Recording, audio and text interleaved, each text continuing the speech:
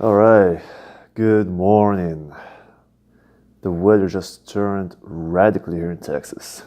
It's really cold up here in Dallas. Anyway, today I wanted to talk about capitalism, or rather, what people, in my opinion, people tend to misunderstand what capitalism is, and that might be one of the reasons why uh, there is a lot of this, I would call misguided youth who is looking at socialism as some kind of potential solution to solve their problems. But that's not what I'm going to be talking about. I'm just going to be talking about capitalism, what it means to me as an individual, as Said. Uh, Most people, when you talk about capitalism, they talk about the financial capital, like how much money do you have in your bank account. That's what strikes most people in their mind when they talk about capitalism. But I think that's misguided as well. I think that one of the things that we need to focus on is not specifically about money, but about resources.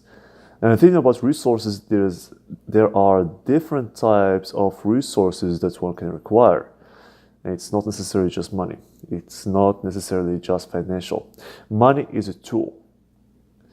And its own, as a resource, it's useless.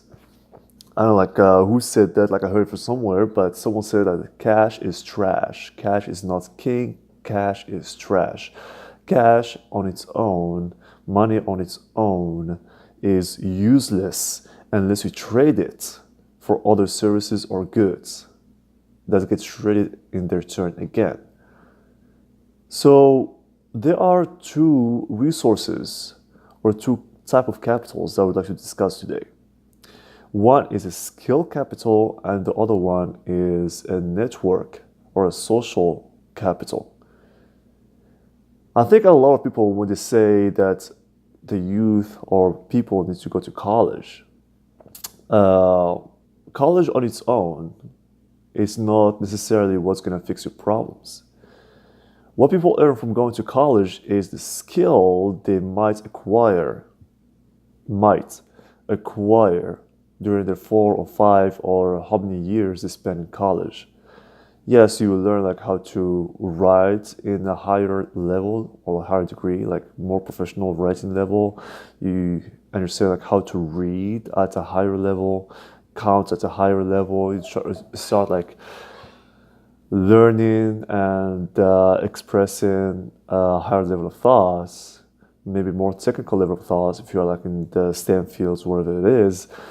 But what's the most important thing is you acquire a skill. That's what makes you marketable. The piece of paper on its own, like money on its own, is absolutely useless.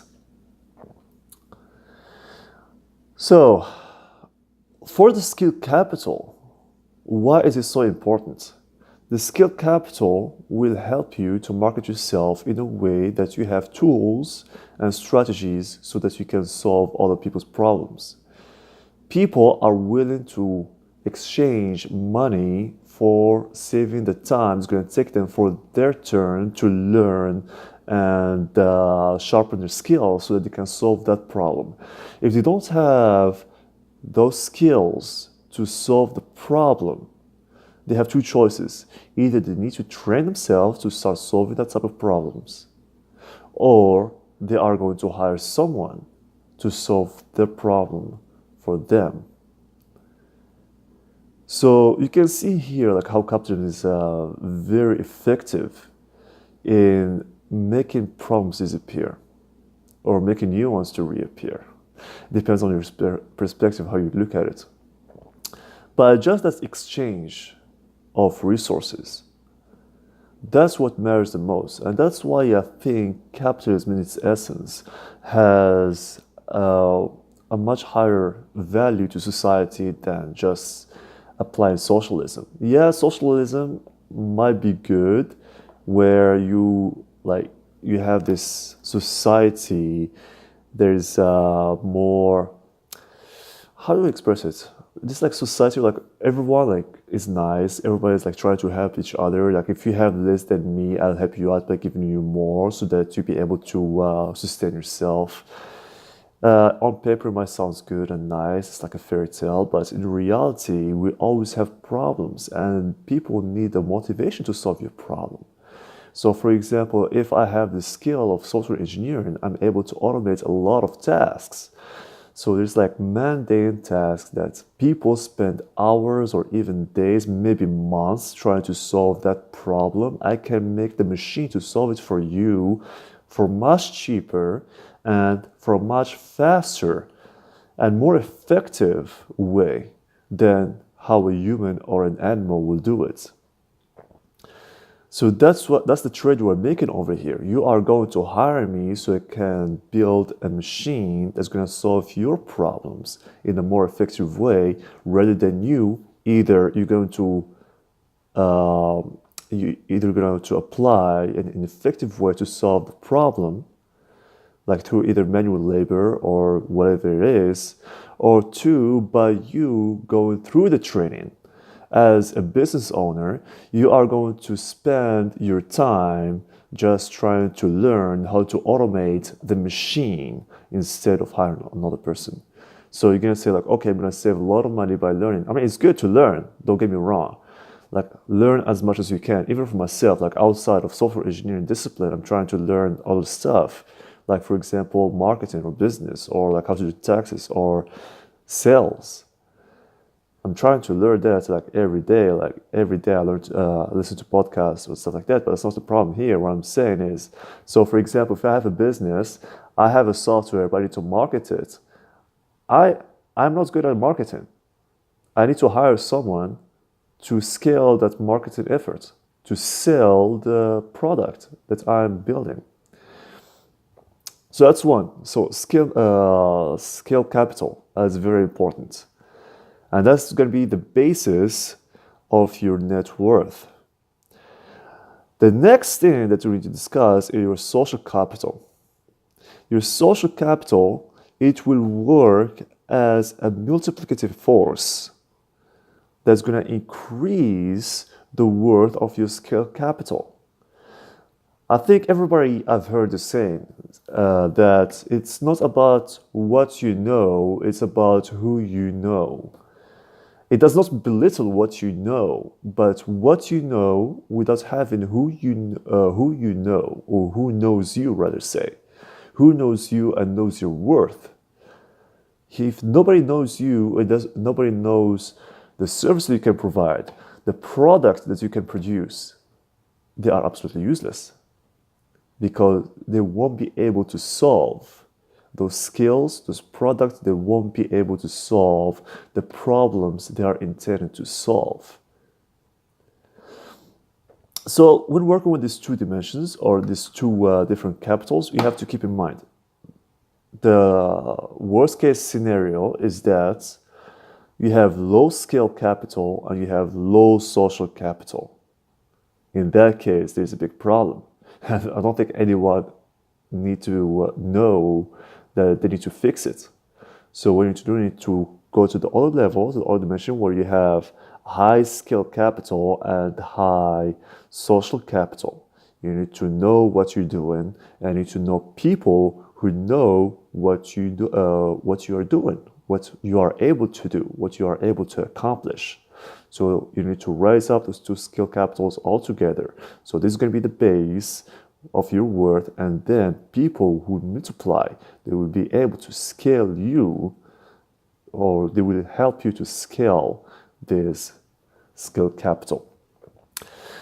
But most of the times, these two capitals right here do not rise or fall in the same degree, or in the same, I like to call it in French, like ampleur, in the same level. Right, so like most of the times you have like one that is bigger than the other. Like this social capital is much higher than your social capital.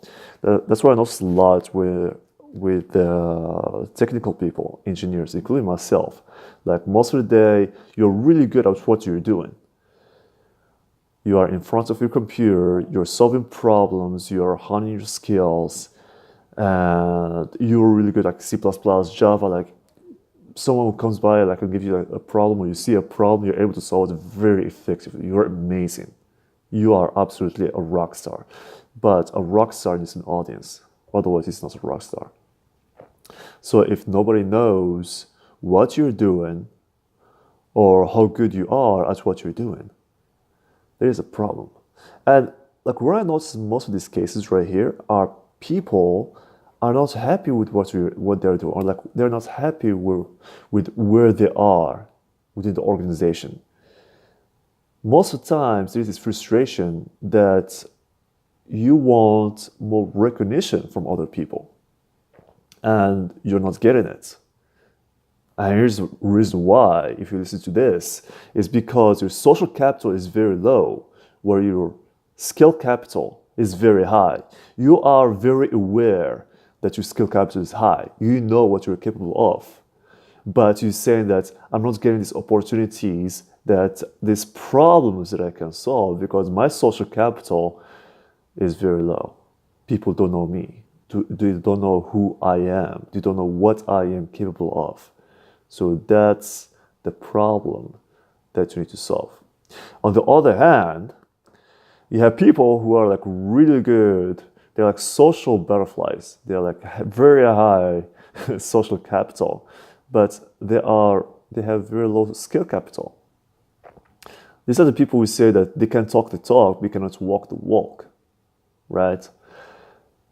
So these guys need to increase the skill capital as well, so that they know like what they're talking about, right? And they be able to market more effectively their skills. So they have this social capital. They know people, and people know who they are. But then again, what do they have to offer? So there's like this thing about like a lot of people who say they're just bullshitter. They don't know. They talk, but they don't solve any problems. Probably they're good leaders though, where they are able to leverage other people they know, their social network.